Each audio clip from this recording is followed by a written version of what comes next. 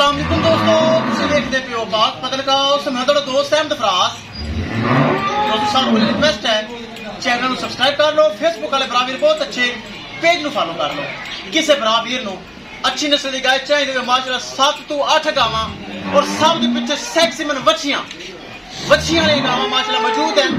पहलना दूजना दुधिया चौगियां वेड़ियां माशाल्लाह डबिया कोनियां पिछे सैक्सीमन वछियां सब दे पिछे माशाल्लाह वछियां फॉर सेल हैं।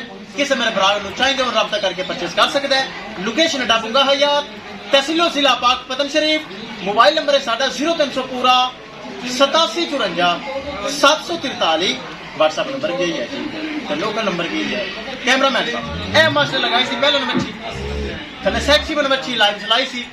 1 घंटे का मौका नहीं मिला, प्याना आ गया कसूर तो प्याना आया और भाई रियान माशाल्लाह परचेज कर ली। अल्लाह ताला मालिक नसीब करे। ऐस कैदी करांगे लोडिंग।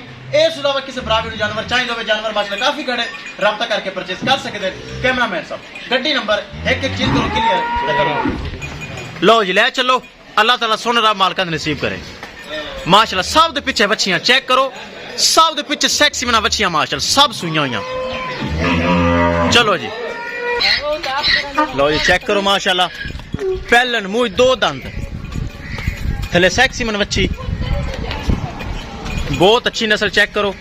इस तरह के जानवर किसी मेरे भरा वीर नूं मजीद चाहिए होवन 7 गावां मौजूद हैं। सब दे पिछे सेक्सी मन बच्चियां सब दे पिछे बच्चियां जेने मेरे भरा दा दिल करे।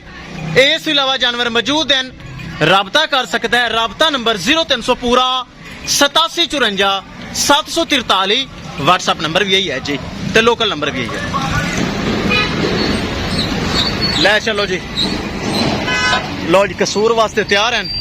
BRK 3592 शाहजोर। लो जी महफूज तरीके गाय हो गई लोड।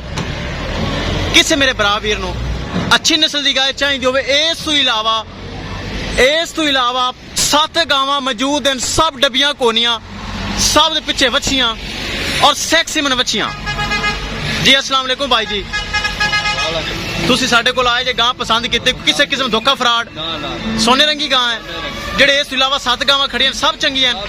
चलो लो जी बाप भरा ने गां खरीदी है। हाँ लो जी ए हो गई लोड। किसी मेरे बराबर नूं जानवर मजीद चाहिए तो रब्ता करके परचेज कर सकता है। इंशाल्लाह दोस्तों मिलांगे कि नई वीडियो के नाल। अपने फराज दोस्त दी इजाजत, अल्लाह निगहबान।